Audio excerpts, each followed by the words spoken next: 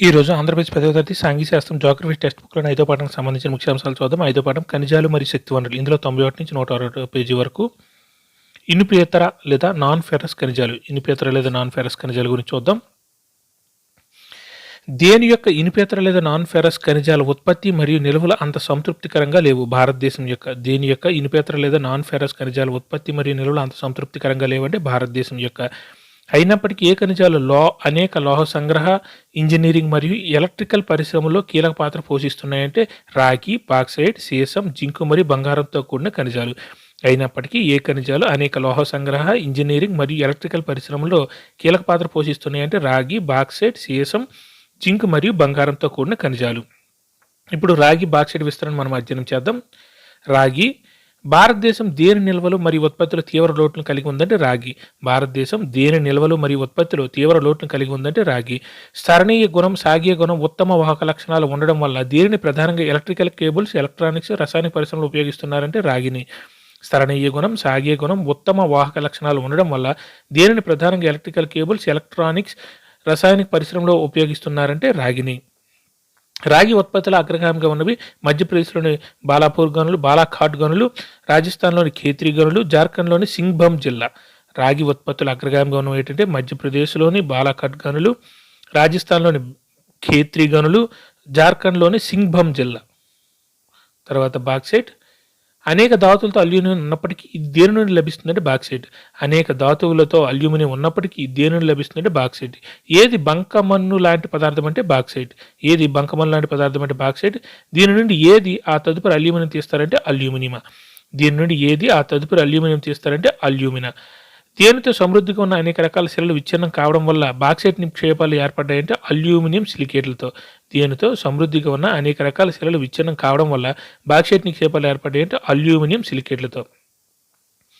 ఏది ఒక ముఖ్యమైన లోహం ఎందుకంటే ఇది ఇనుము వంటి లోహాల శక్తిని కలిగి అతి తేలిగ్గా ఉండి ఉత్తమ వాహకత, స్థరణీయ గుణాన్ని కలిగి ఉంటుంది. అల్యూమినియం ఏది ముఖ్యమైన లోహం ఎందుకంటే ఇది ఇనుము వంటి లోహాల శక్తిని కలిగి అతి తేలిగ్గా ఉండి ఉత్తమ వాహకత, స్థరణీయ గుణాన్ని కలిగి ఉంటుందంటే అల్యూమినియం. భారతదేశంలో బాక్సైట్ నిక్షేపాలు ప్రధానంగా ఏ ప్రాంతాల్లో ఉన్నాయంటే అమర్కంటక్ పీఠభూమి, మైకల్ కొండలు మరియు బిలాస్పూర్ కట్నీ పీఠభూమి. భారతదేశంలో బాక్సైట్ నిక్షేపాలు ప్రధానంగా ఏ ప్రాంతాలు ఉన్నాయంటే అమర్కంటక్ పీఠభూమి, మైకల్ కొండలు మరియు బిలాస్పూర్ కట్నీ పీఠభూమి.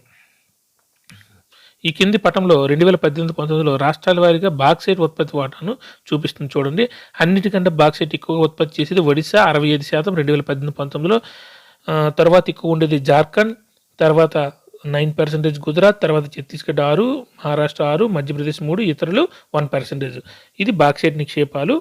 ఒకసారి చూడండి రాష్ట్రాల వారిగా బాక్సైట్ ఉత్పత్తి వాటాను శాతాల్లో చూపుతుంది. 2018-19 ప్రకారం ఒడిశా అత్యధికంగా 65%, ఒడిశా అత్యధికంగా 65%, అది గుర్తుపెట్టుకోండి. తర్వాత జార్ఖండ్, తర్వాత 10%. 2016-17లో భారతదేశంలో బాక్సైట్ను అత్యధికంగా ఉత్పత్తి చేస్తున్న రాష్ట్రం ఒడిశా. 2016-17లో భారతదేశంలో బాక్సైట్ను అత్యధికంగా ఉత్పత్తి చేస్తున్న రాష్ట్రం ఒడిశా. రాష్ట్రంలో అత్యంత ముఖ్యమైన బాక్సైట్ నిక్షేపాలు ఎక్కడ ఉన్నాయంటే కోరాపుట్ జిల్లాలోని పంచ్ పత్మలి.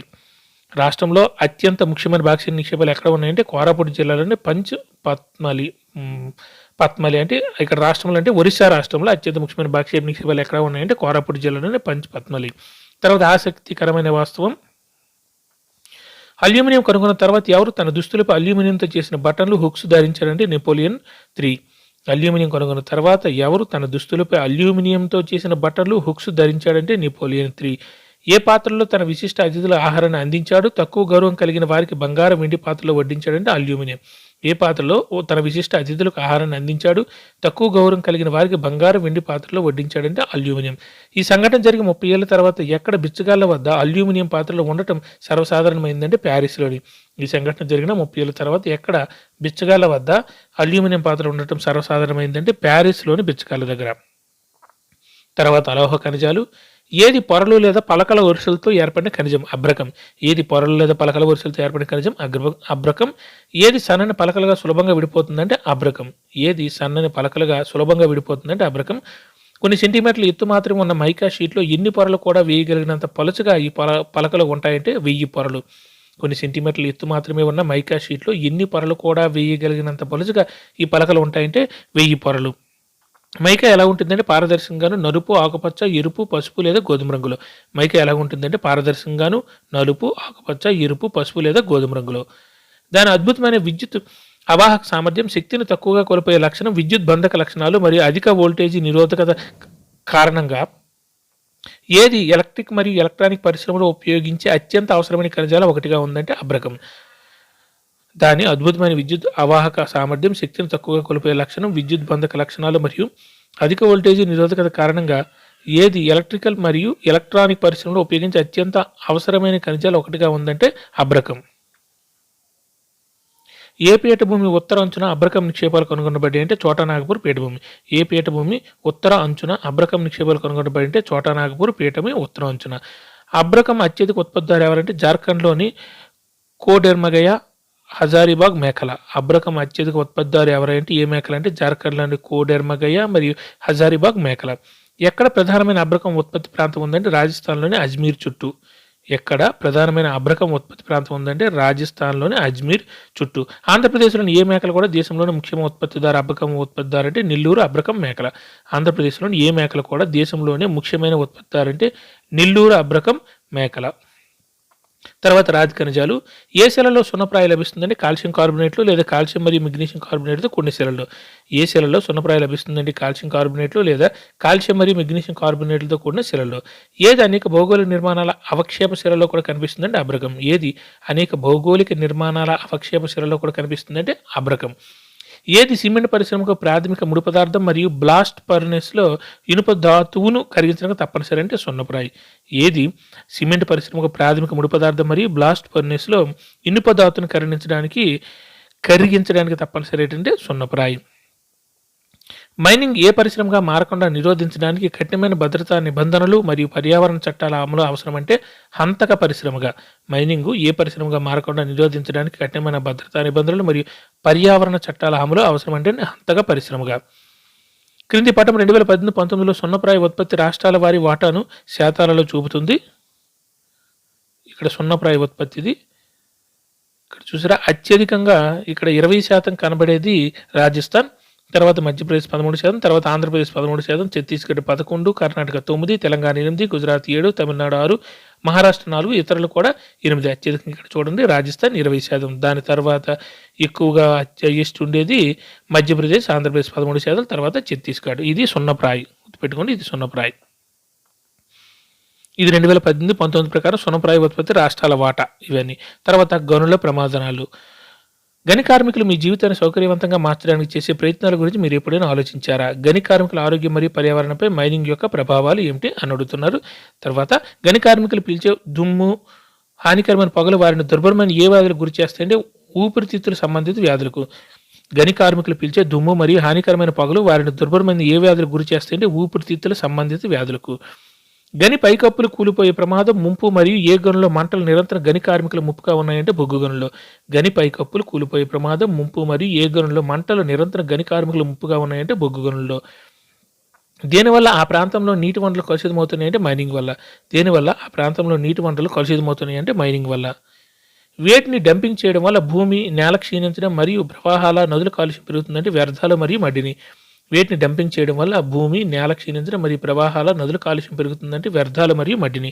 ఖనిజాల పరిరక్షణ. తర్వాత ఖనిజ నిక్షేపాలు మరియు వాటిని తయారు చేయబడిన వస్తువులపై ఏమి ఆధారపడడాన్ని మనందరం చూస్తున్నామంటే పరిశ్రమలు, వ్యవసాయం.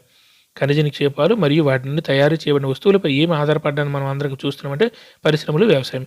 ఉపయోగపడే ఖనిజ నిక్షేపాల పరిమాణం స్వల్పం, అది భూపట్లంలో ఎంత శాతం మాత్రమే అంటే 1%. ఉపయోగపడే ఖనిజ నిక్షేపాల పరిమాణం స్వల్పం, అది భూపట్లంలో ఎంత శాతం మాత్రమే అంటే 1% మాత్రమే. ఏ వనరులు రూపొందించి ఏర్పడడానికి మిలియన్ సంవత్సరాల సమయం పడుతుంది, కానీ మనం వాటిని చాలా వేగంగా వినియోగిస్తున్నామంటే ఖనిజ వనరులు. ఏ వనరులు రూపొంది ఏర్పడడానికి మిలియన్ సంవత్సరాల సమయం పడుతుంది, కానీ మనం వాటిని చాలా వేగంగా వినియోగిస్తున్నామంటే ఖనిజ వనరులు. ప్రస్తుత వినియోగ రేటుతో పోల్చితే తిరిగి పునరుద్ధరించబడే రేటు అత్యంత తక్కువగా ఉండేంతగా దేని నిర్మాణం యొక్క భౌగోళిక ప్రక్రియలు చాలా నెమ్మదిగా జరుగుతున్నాయంటే ఖనిజ నిర్మాణం. ప్రస్తుత వినియోగ రేటుతో పోల్చితే తిరిగి పునరుద్ధరించబడే రేటు అత్యంత తక్కువగా ఉండేంతగా దేని నిర్మాణం యొక్క భౌగోళిక ప్రక్రియలు చాలా నెమ్మదిగా జరుగుతున్నాయంటే ఖనిజ నిర్మాణం. ఏవి పరిమితమైనవి పునరుద్ధరించలేనివంటే ఖనిజ వనరులు. ఏవి పరిమితమైనవి పునరుద్ధరించలేనివంటే ఖనిజ వనరులు. ఏవి మన దేశం యొక్క అత్యంత విలువైన సంపద, కానీ ఇవి స్వల్పకాలికమైనవంటే సుసంపన్నమైన ఖనిజ నిక్షేపాలు. ఏవి? మన దేశం యొక్క అత్యంత విలువైన సంపద, కానీ ఇవి స్వల్పకాలికమైనవంటే సుసంపన్నమైన ఖనిజ నిక్షేపాలు.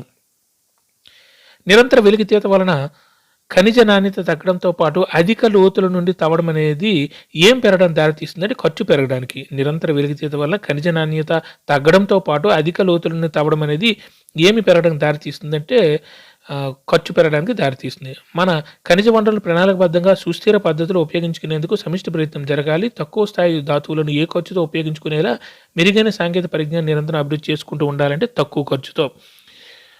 తక్కువ స్థాయి ధాతువులను తక్కువ ఖర్చుతో ఉపయోగించుకునేలా మెరుగైన సాంకేతిక పరిజ్ఞానం నిరంతరం అభివృద్ధి చేస్తూ ఉండాలి. తర్వాత లోహాల పునర్వినియోగం, తుక్కు లోహాల వాడకం మరియు ఇతర ప్రత్యామ్నాయాలు అన్వేషించడం ద్వారా మనం వేటి భవిష్యత్తు తరాల కోసం పరిరక్షించవచ్చు అంటే ఖనిజ వనరులను. లోహాల పునర్వినియోగం, తుక్కు లోహాల వాడకం మరియు ఇతర ప్రత్యామ్నాయాలను అన్వేషించడం ద్వారా మనం వేటిని భవిష్యత్ తరాల కోసం పరిరక్షించవచ్చు అంటే ఖనిజ వనరులను. Thank you.